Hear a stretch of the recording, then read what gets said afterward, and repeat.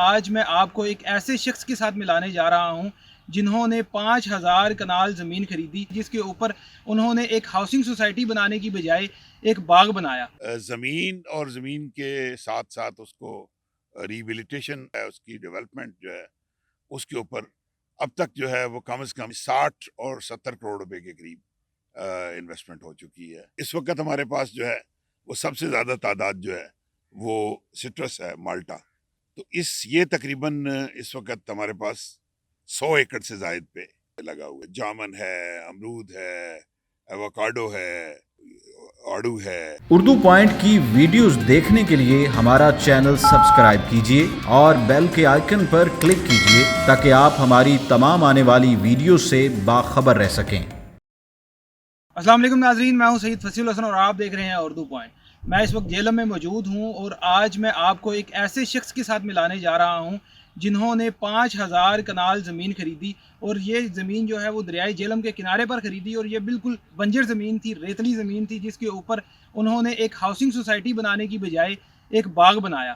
اور اس باغ کو بنانے کے لیے انہوں نے اس کے اوپر زرخیز مٹی ٹرالیوں کی مدد سے اور مختلف جگہوں سے لا کر یہاں پر ڈالی، اور یہاں پر ڈالنے کے بعد اس زمین کو زرخیز بنایا اور اس کے اوپر بہت سارے فروٹس، سبزیاں اور فصلیں کاشت کی۔ ان سے بات کرتے ہیں کہ ان کو یہ آئیڈیا کس طرح سے آیا اور انہوں نے کون کون سی سبزیاں اور فروٹس یہاں پر کاشت کیے۔ انہوں نے ایک چھوٹا سا ڈیری فارم بھی اس کے اندر بنایا ہے، اور اس فارم کے بارے میں بھی ان سے بات کریں گے، اور ان سے بات کریں گے کہ انہوں نے یہاں پر کتنی انویسٹمنٹ کی۔ یہ تمام چیزیں آپ کو بتاتے ہیں۔ جی ناظرین، میرے ساتھ اس وقت موجود ہیں سید شاہد ظہیر صاحب۔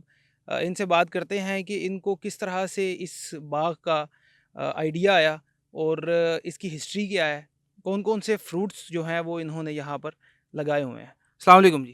جی وعلیکم السلام۔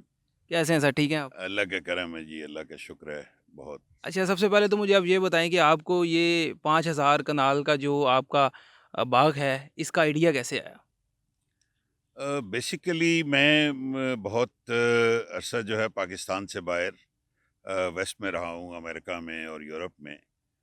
تو جب میں نے شروع کیا تھا، میں امریکہ میں رہ رہا تھا، تو اس وقت میری پلاننگ تھی کہ میں 40 سال یا اس سے کچھ زائد عمر میں پاکستان شفٹ ہو جاؤں گا، اور باقی زندگی جو ہے وہ میں وہیں پہ گزاروں گا۔ اور اللہ کی ذات نے وہ بڑا کرم کیا کہ وہاں کے میرے کاروبار اور جو چیزیں تھیں وہ اکارڈنگ ٹو پلانس ہم نے اچیو ہوئیں، اور میں پاکستان آ گیا۔ تو پاکستان میں آ کے میری جو ساری فوکس تھا وہ کاروبار یا کاروباری یا صرف اور صرف فائنینشلز نہیں تھے۔ وہ یہ تھا کہ میں یہاں پہ خوش رہ سکوں، اور میں کچھ ایسا کر سکوں، ایسا انوائرمنٹ یا ملک کے لیے کچھ ایسا کر سکوں جو منفرد ہو۔ تو اس کے لیے یہ فارمنگ یا جو ایگریکلچر ہے یہ میرے لیے ایک فوکس تھا کہ میں سمجھتا تھا کہ میں اس میں بہت خوش رہوں گا۔ تو اس کے لیے میں کئی سال مناسب زمین تلاش کرتا رہا جو ایک ایسے انوائرمنٹ میں ہو جہاں پہ ہم اس کو ڈیولپ کر سکیں فارمنگ کے لیے یا فروٹ فارمنگ کے لیے۔ لیکن بدقسمتی سے ہمیں کچھ اچھی زمین نہیں ملی یا لوگ نہیں ملے جو معاونت کرتے اور ہمیں وہ زمین ملتی اس میں۔ بہرحال اللہ کا احسان ہے کہ یہ زمین جو تھی یہ بالکل بنجر اور بالکل ایک آپ کہہ لیں کہ ایک ریتلا، اور بالکل یعنی جسے کہیں یہ ایک اس میں کئی امکانات ہی نہیں تھے کہ یہ ریبیلیٹیٹ ہو سکتی ہے۔ تو یہ زمین جو ہے یہ ہمیں کسی نے بتایا کہ میرے گاؤں کے قریب جہاں یعنی 10 میل کے فاصلے پہ ہمارا گاؤں ہے یہاں سے، تو یہ زمین جو ہے یہ ممکن ہے کہ آپ کو مل جائے۔ ابھی تک آپ نے کتنی انویسٹمنٹ اس میں کی ہے؟ کتنے پیسے جو ہے وہ آپ کو کتنے کی یہ زمین ملی، اور اس کے بعد آپ نے اس کو زرخیز بنانے کے لیے کتنا خرچہ ابھی تک کر دیا؟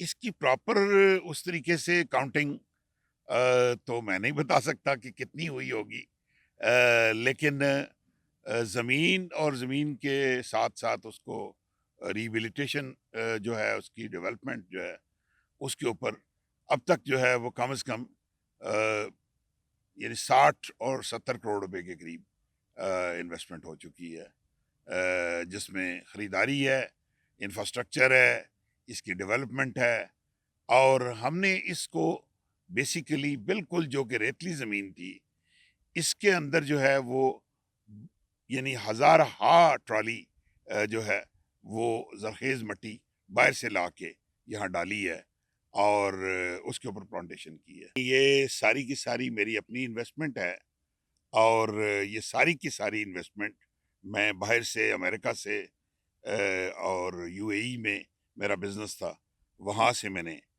یہاں پہ شفٹ کی۔ یہاں پہ ہم نے جب اس کو شروع کیا تھا تو ہمارے دو جو تھے ہدف تھے۔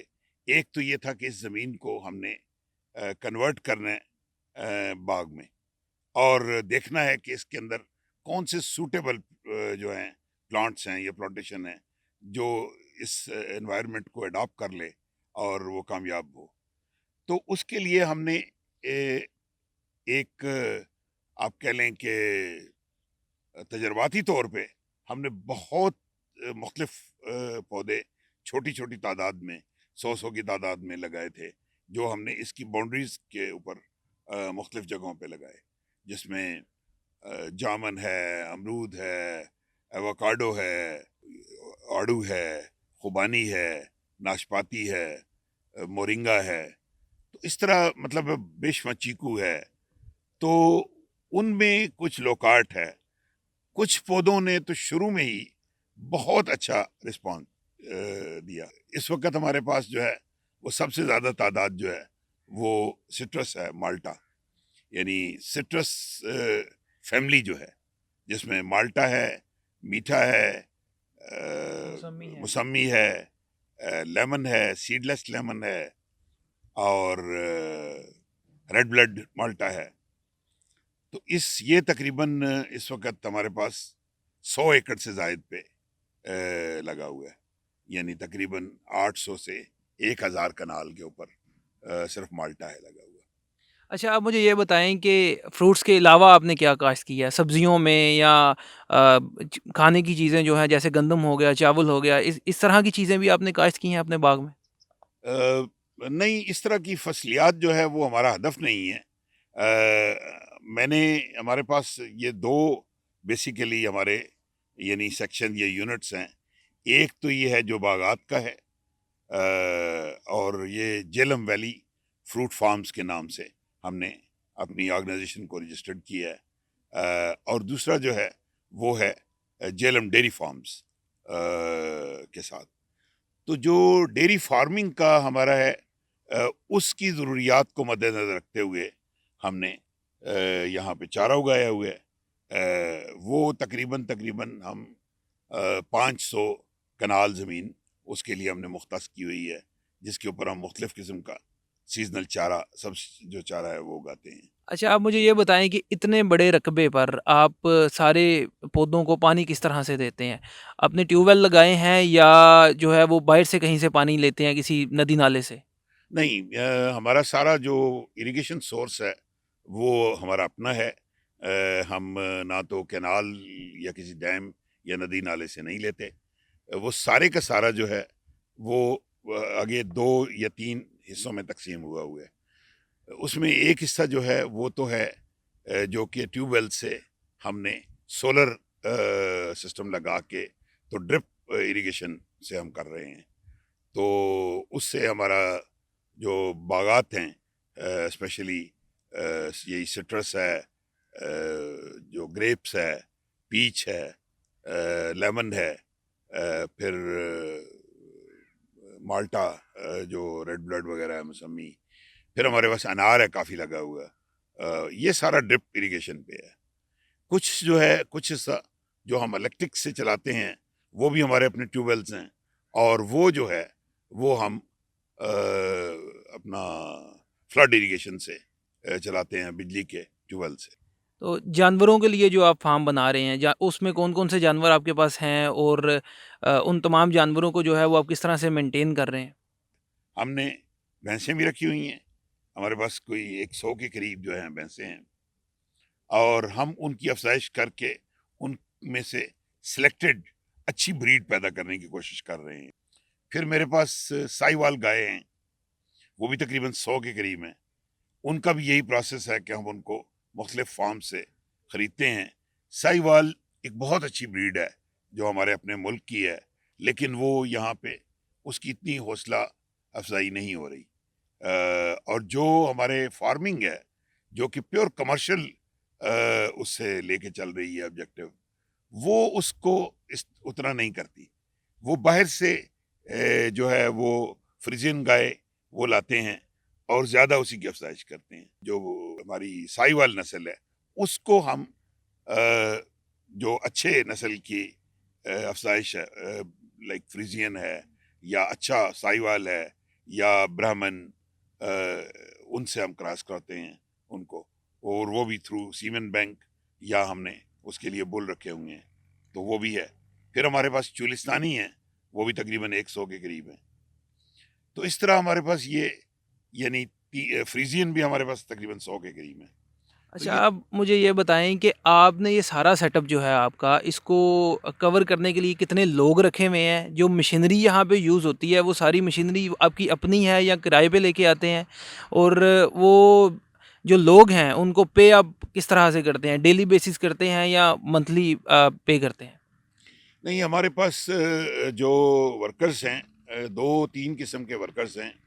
جو ہمارے پروفیشنل ورکرز ہیں وہ تو مشکل بنیادوں پہ اور وہ ایک منتھلی ویجز پہ کام کرتے ہیں، اور انہیں ہم یہاں پہ ہمارا اپنا فوڈ کا یعنی میس ہے، وہ انہیں کھانا ہم دیتے ہیں 3 وقت کا، اور ہم انہیں تنخواہ دیتے ہیں۔ تو وہ تقریباً ایسے جو ہیں یہ تقریباً لگ بھگ 100 کے قریب ہمارے پاس ورکرز ہیں۔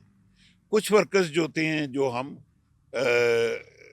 ڈیولپمنٹ کا کام کرنے کے لیے ڈیلی ویجز پہ ہائر کرتے ہیں، تو وہ لوگ جو ہیں ان کو ہم ویکلی پے کرتے ہیں، اور جب تک ان کی ضرورت ہوتی ہے وہ ہمارے ساتھ کام کرتے ہیں۔ اس وقت ہم یہاں پہ میسو ڈیولپمنٹ کر رہے ہیں، تو میرے پاس تقریباً 50 کے قریب وہ ورکرز کام کر رہے ہیں جو ڈیلی ویجز پہ کام کر رہے ہیں۔ تو کون کون سی مشینری آپ یہاں پہ استعمال کر رہے ہیں؟ مشینری ہماری جتنی بھی جو زرعی مشینری ہے جس بھی قسم کی ریکوائرڈ ہے وہ ہماری اپنی ہیں، جس میں ٹریکٹرز ہیں، روٹاویٹرز ہیں، ہل ہیں، ان کے اسپرے مشینیں ہیں، اریگیشن میں ہمارے پاس لائک ہوز ریل ہے جس سے ہم مطلب ہے نا ان کو تھرو اسپرنکل سسٹم بھی کر سکتے ہیں۔ وہ تقریباً اس کی ریچ جو ہے وہ 1000 فٹ تک ہے، وہ ہم کہیں پہ بھی ٹیپ کر کے اس کو 1000 فٹ دور تک لے جا سکتے ہیں، اور اس کو تھرو رین اسپرنکل وہ کر سکتے ہیں۔ تو اس طرح جو بھی ضروریات اب ریسرچ کرتے رہتے ہیں، سیمینارز ہوتے ہیں، کیونکہ ابھی ہمارا ملک جو ہے یہ ڈیولپمنٹ فیز میں ہے زراعت کے حساب سے بھی، تو جو مشینری اب یہاں پہ نئی سے نئی انٹروڈیوس ہوتی ہے تو وہ ہم ٹائم ٹو ٹائم اس کو ایکوائر کرنے کی کوشش کرتے ہیں تاکہ ہمارا نظام جو ہے وہ بہتر طریقے سے چل سکے۔